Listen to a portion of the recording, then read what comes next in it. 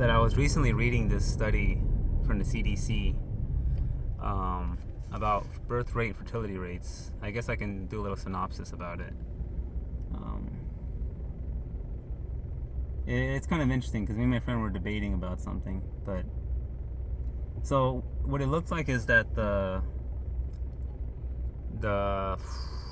fertility rate actually had a good spike up to like the 1987 recession, and a little bit beyond that, the aerospace recession, 1987. So a little bit beyond, peaking around 1992. And this was the same for like all races, all groups in that same time range. And then after that peak, it kind of slumped a bit. And birth rate and fertility rate, by the way. After that peak, it slumped a bit, and then it went, and then it started having another climb up, like a U curve, right? Like a fat U, all the way to like 2006, 2007, kind of matching up with the housing, the housing recession. Everyone felt like they were rich. Everyone felt like they were living good. And then the recession came over, and that was a cyclical recession, not a secular recession. So that was a cyclical recession. And so after that, the birth rates and fertility rates went down. But the thing about the fertility rates was kind of stagnant from 1980s, almost stagnant to all the way until like 2005, 2006. No, I mean from 1980s, like early 1980s, all the way to like 2009. The fertility rate. The real great big thing is that after 2009, the fertility rate started going on a downward spiral, like to the ground, which is crazy. I mean, which can explain, of course, this whole incel problem. Of course, one of the main things was that the 30s, like the women in the 30s and the 40s, like nothing has really changed, man. They're still having kids the same rate. If anything, actually, the 40s is the same, but the women in the 30s, especially after 34, has gone up. Like a lot of women are having their first child post 34, post 33, post 34. Like I think it's like a 25% increase, 30% increase. And then what dramatically declined was the women from 15 to 24. It's been like a huge decline for that group, especially the 15 to 19. That's the biggest decline. I think 40%, and then the decline for like 19 to 24 is like, I don't know, 25% since the 80s. So a lot of guys that probably had their just be first theory, just be the first, you marry your high school sweetheart, you impregnate her, whether it's through marriage or before marriage, teen wedlock, like all that stuff, that's old school, man. That's not happening that much nowadays. It happens, but nothing compared to the 80s, man.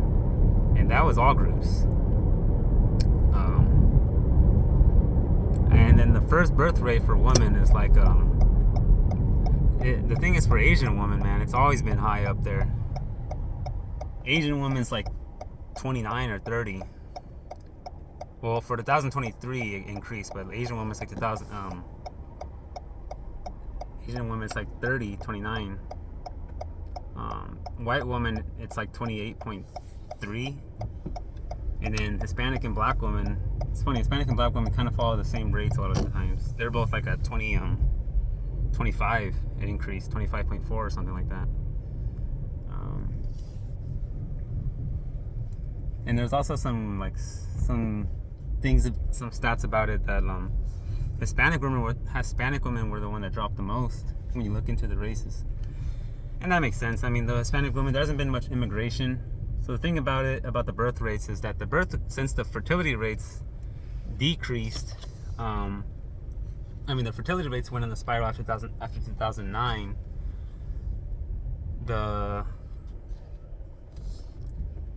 The birth rates in the 80s or in the 90s and all that, like, was actually going up the whole time. Meanwhile, the fertility rate was kind of stagnant for like 2 decades. And that's pretty much saying that, it's just because of immigration. Yeah, you're bringing in lots more people, but all those lots more people are still having kind of the same amount of babies as the American women here. So the the government all knows this stuff, so they know that the fertility rate of these newer women, these immigrant women, are not that different. They just want a more affordable life. So they're not having babies that much different than American women. But if we put a lot of them, then basically, then the economy can still stay afloat and all that. So, but the birth rate has actually been going down because the whole immigration program from the 90s has started just decreasing since 2010. So now the birth rate and fertility rate is going down since 2010. But the birth rate wasn't stagnant like the fertility rate since the 80s. Like it's actually was going up and now it's going down. The thing about fertility rate, that was just stagnant for 3 decades, and since 2010 it's been going down. So these are things you gotta look out for. Information maxing. And then I don't know if it's that same study, but it's like Hispanic girls. We already talked about that. Are the ones that had the greatest decline in fertility rate post from 2007 to until 2020. So Gen X, Hispanic men, and and I think Gen X, like all men. Gen X Hispanic men were like living pretty much in Mexico, Latin America, pretty much with the fertility rates their women had, and now like everything's getting Americanized, especially since 2010, 2012, and another level since 2016, 17. So yeah, some stats I read up on the fertility rate, birth rates. The thing is, they were saying like a interesting thing. Never before have we seen an increase in fertility rate since 2014. So it's on a downward spiral since 2014, 2013. Negative, and then now it's like we kind of hit maybe a bottom. I think it was 56 women per 1,000 getting impregnated. It was 55, and then this last year is 56. So obviously it could be a COVID effect, but if you look at the graph, it does look like it's kind of having a bounce. Dead cat bounce. I mean, is it just, gonna keep on going down? I mean, I think, no one knows, but I do think there might be, it's kind of hard because we don't know where the economy is gonna go, but I'll just keep my opinions away from it. I'm just gonna report the stats. Maybe the opinions could be another video, but I do think the economy is gonna whether this economy keeps on going. I do think it's a what's it called, a secular recession. I don't think it's a cyclical. I think this is gonna be similar to like the '87 crash, because like if you think about it, 2020, a lot of the videos out there were like real estate's gonna crash, and what happened? It didn't crash that year. It did not crash that year. It didn't crash 2021. So they keep on saying this stuff. Even some of the biggest channels been saying that, and then some of them had to delete their videos, and no one just hushed quiet. So when everyone's saying something, it's kind of the opposite's kind of gonna happen. When every single creator is saying the same thing, usually the opposite's gonna happen. At least in the finance and investing world.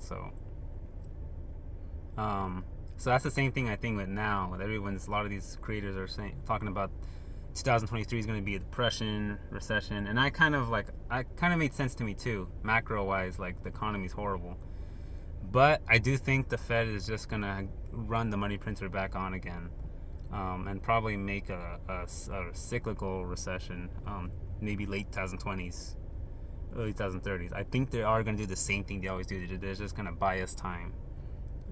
I know with the debt ceiling and all that, they have till July to fix that. So I think everyone's going to feel like it's going to be bad, but they're just going to print more, and then we're just going to shut up and be bliss. Bliss is ignorance, and be happy about it, and keep running this economy, at least for the rest of the decade for the most part. Then I don't know. Like I think we might actually have like a big some sort of new backed currency or something like that. But I know the talks of the dollar having to share its domination is definitely in this in it's obviously that's things people are thinking about it these first 5 years of this decade. So obviously some solution is going to happen, I think, by the end of the decade. And I'm sure we will run to some sort of a, maybe, I don't know about a default, but we have to do some restructuring. But I think for now, I think it's going to go like this, and I think we're going to have a little boom if that happens. If the SPX beats the S&P 500 beats like 4,100, then I think, people's expressions, we're going to change, and I think this might be a little dead count bounce for the fertility rate, and girls might start having babies for some time, and that might impact that. If it's really a true like recession, like almost like a depression, then that might really bring this even down more south, maybe to like 40s, the 40s in the fertility rate, like 45 women or 40 women per 1,000 women having births. So yeah, those are just my thoughts. All right, I'm gonna go eat some Popeyes.